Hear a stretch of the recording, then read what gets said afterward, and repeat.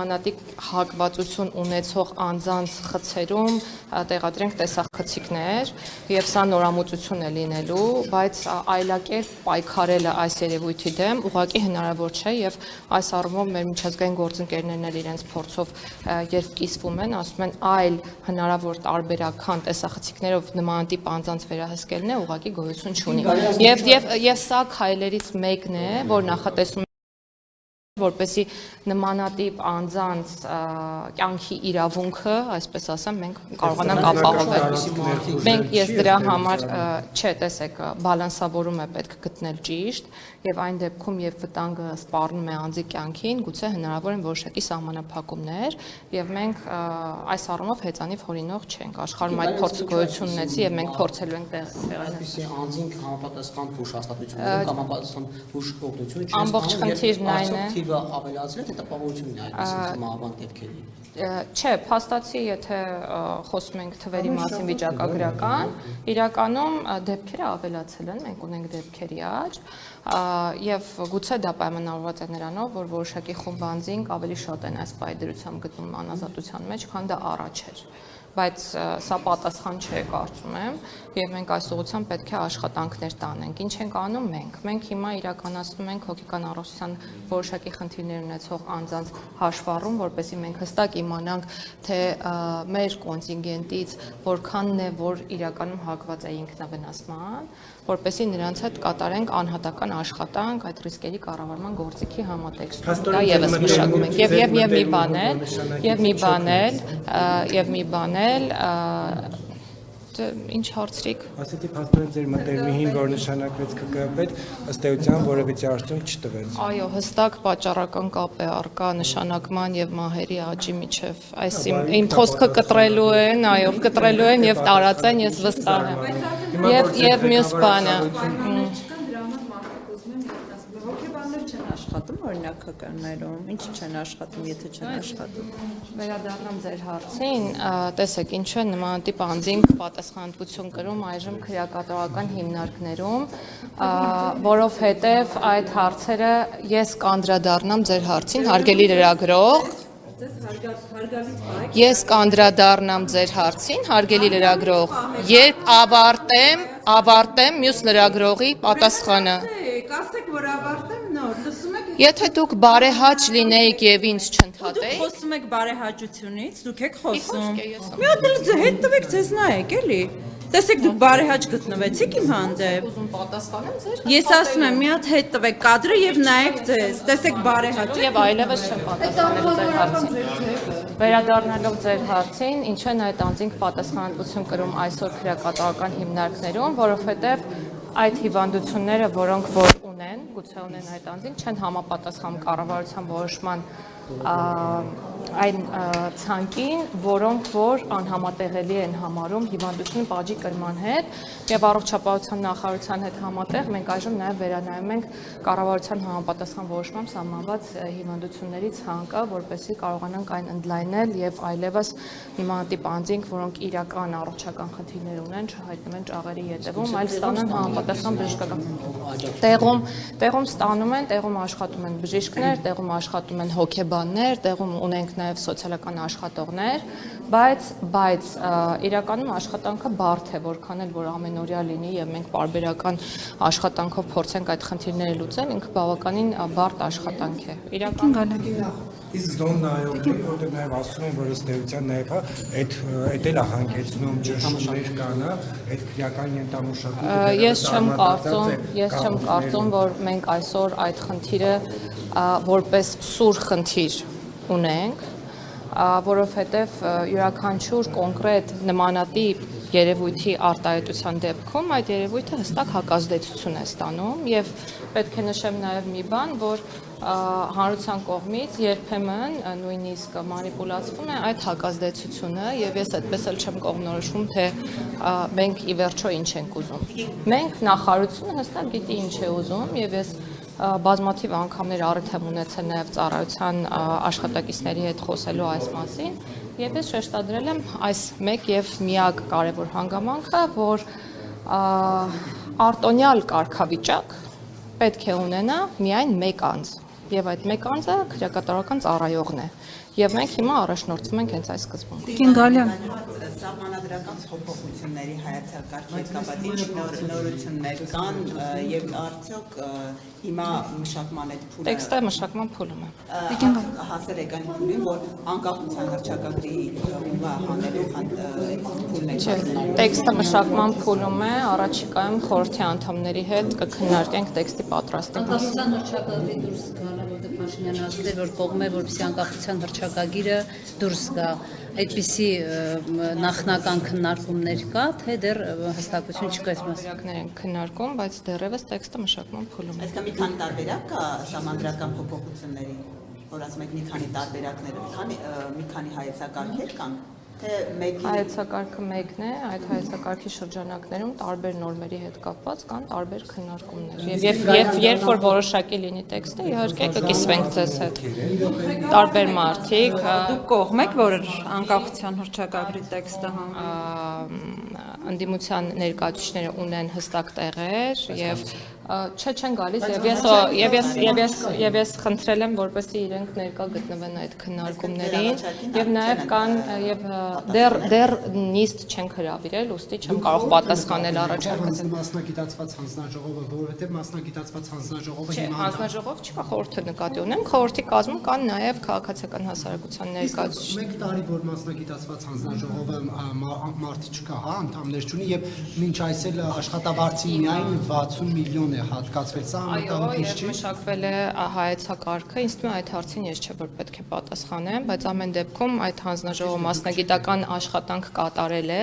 եւ այդ է դրա արդյունքն է նաեւ որ մենք այս պահին ունենք հայեցակարգ մշակված։ Հիմա աշխատանքների իրականացման առաջնորդությունը ստանձնել է Արդարադատության նախարարությունը եւ ըստ էության մենք սահմանադրության տեքստի մշակումը իրականացնում ենք մեր ներքին ռեսուրսի հաշվին։ Հայեցակարգը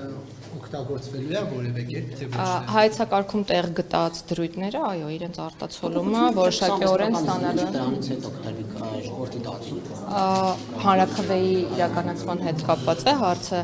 չեմ կարող հստակ ժամկետներ նշել, ես միշտ նշում եմ, որ տեքստը 10 ամիսների ընթացքում պատրաստ կլինի։ Իսկ իրավական բանկը, որտեղ ինչքան գիտեմ, ասում են 26 թվականի ընտրությունների միաժամանակ հնարավոր չէ, իրավունք չկա։ Չենք քննարկել ժամանակահատվածը, թե երբ է դրվելու դա հանրաքվեի։ կարող է ընտրության օրը միաժամանակ Չեմ կարծում։ Դեկին նախարար, բայց քանի որ հայեցակարգի փոխանմշակումից հետո դուք եւ վարչապետը հայտնել եք դիրքորոշում, թե ինչպիսին պետք է լինի սահմանադրությունը։ Արդյոք այդ հայեցակարգը մեկ տարի առաջ պատրաստված հայեցակարգ Ակտուալ է, թե ակտուալ չէ, որոշ մասերով միանշանակ ակտուալ է, որոշներով լրացման կարիք ունի իհարկե։ Երբ տեքստը պատրաստ լինի, մենք հայեցակարգային առանձին դրույթներ իհարկե հանրության դատին կհանձնենք եւ շատ մանրամասն կքննարկենք, թե ինչի մասին է խոսքը։ Տիկին Գալյան, Կուլիսների ետևում պահելու որևէ առիթ եւ հնարավորություն չկա, երբ ինձ հարցեր են ուղղվում, ինչու չեք ասում, ես միշտ ասում եմ, ասելու ենք իհարկե, որովհետեւ վերջնարդյունքում ժողովուրդն է քվեարկելու կողմ կամ դեմ նոր սահմանադրության ընդունմանը։ Կասվի եւ բավարար ժամանակահատված իհարկե կտրվի, ժամանակամիջոց կտրվի, որպեսզի ժողովուրդը կարողանա ձևավորել կարծիք եւ խոսքը նաեւ քաղաքացիական հասարակության ներկայացուցիչների մասին է եւ նաեւ բնակչության ընդհանուր։ Տիկին Գալյան, դուք նախարար եք նշանակվել նոյեմբերի 24-ին, եթե չեմ սխալվում, 2024 թվականի, այսինքն հաշված ամիսներ ա որ նախարար եք, բայց լրագրողների հետ ձեր շփումը ոնց որ այնքան էլ լավ չի ստացվում, դուք ակնհայտ արամարական վերաբերմունք դրսևորեցիք քիչ առաջ լրագրողի հանդեպ, ուզում եմ հասկանալ, արդեն հասցրել են զզվացնել ձեզ լրագրողները, ինչով է պայմանավորված այս վերաբերմունքը, խտրական մոտեցում եք դրսևորում ընդդիմադիր իշխանական լրագրողների հանդեպ։ Ես ուզում եմ ձեզ հիասթափեցնել, ես իրականում մինչ այժմ չգիտեմ, թե որ լրագրողն է ընդդիմադիր եւ որ լրագրողն է իշխանական, եթե այդպիսի բաժանում գոյություն ունի։ Եվ ես մշտապես գուցե ճիշտ եք, եւ կարծում եմ, որ փաստարկված կարող եմ խոսել այս պահի դրությամբ եւ ասել, որ ես պաշտոնատար անձ եմ, ով մշտապես լրագրողների հետ շփումներում բաց է, բայց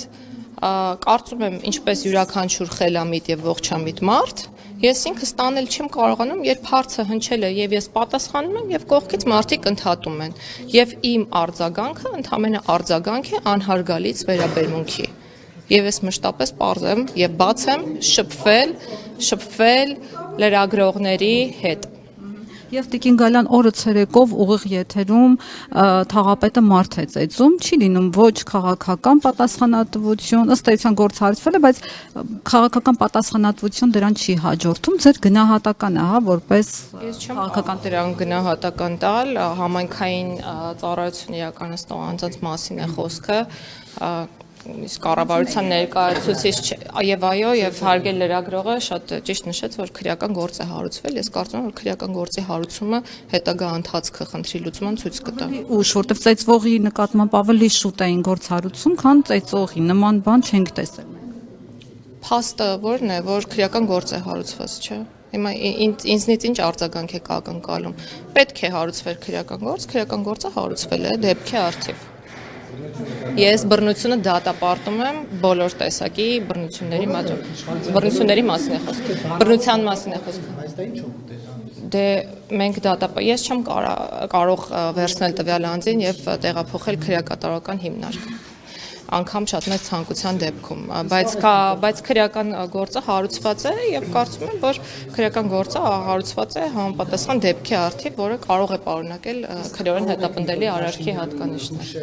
2018 թվականի հեղափոխական գաղափարները, որտեղ ծեծը, բռնությունը եւ հակաժողովրդավարական այդ Ես կարծում եմ, մենք բոլորս դա հիշում ենք եւ հիշելը նաեւ փաստվում է այն գործողությունների իրականացմամբ, որոնք այսօր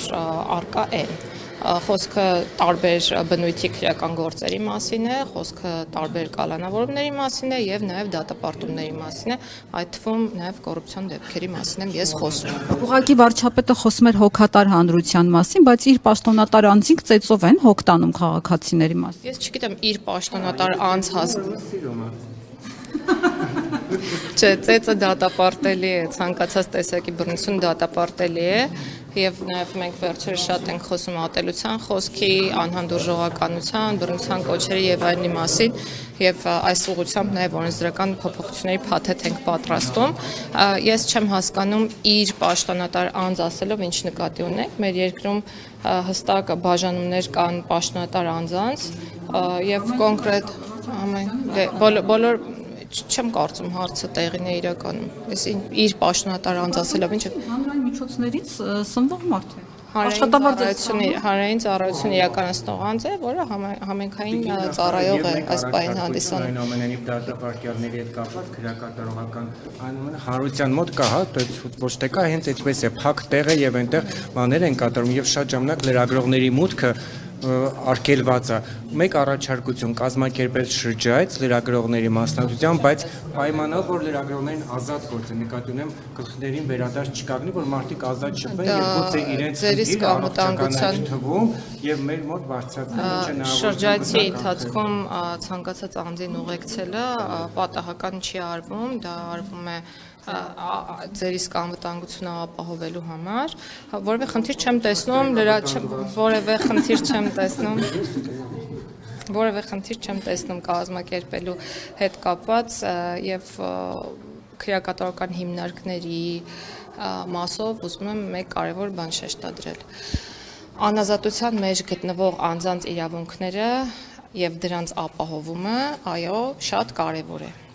Մենք այստեղ պետք է նկատի ունենանք մեկ կարևոր հանգամանք։ Պետությունը ունի պոզիտիվ պարտականություն ապահովելու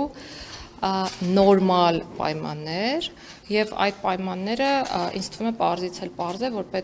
պետք է չլինեն հիանալի եւ հրաշալի եւ կամ ճոխ։ Եվ մենք հիմա մեր քաղաքականություն տանում ենք այն ուղղությամբ, որ պատշաճ պայմաններ ապահովենք անազատության մեջ գտնվող անձանց համար, խոսքը եւ պահման պայմանների մասին է եւ առողջության իրավունքի իրացման մասին է։ Եվ կարծում եմ, որ մոտ ապագայում արդեն իսկ մեր կողմից ձեռնարկված քայլերը իրենց արդյունքը կտան։ Մենք շարունակական վերանորոգումներ ենք իրականացնում։ Գրություն ուղարկենք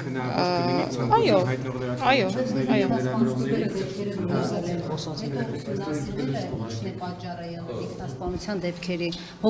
դեղը ինքնասպանությունների ձևի մասին չեմ ուզենա խոսել, պատճառները տարբեր են, օգտագործում կան, քանի որ թմրանյութերի շրջանառությունը շատ է թմրանյութերի օգտագործումը որտեղ է շատ թմրանյութերի շրջանառությունը շատ չէ քրեակատարական հիմնարկներում։ Ես որոշ դեպքերում այո ակնհայտ են, որոշ դեպքերում ոչ, բայց այդ հարցերի պատասխանը պետք է քրեական գործով տրվի, այսինքն ես չեմ կարող իրավունք վերապահել ինձ եւ խոսել կոնկրետ դեպքերի պատճառների մասին։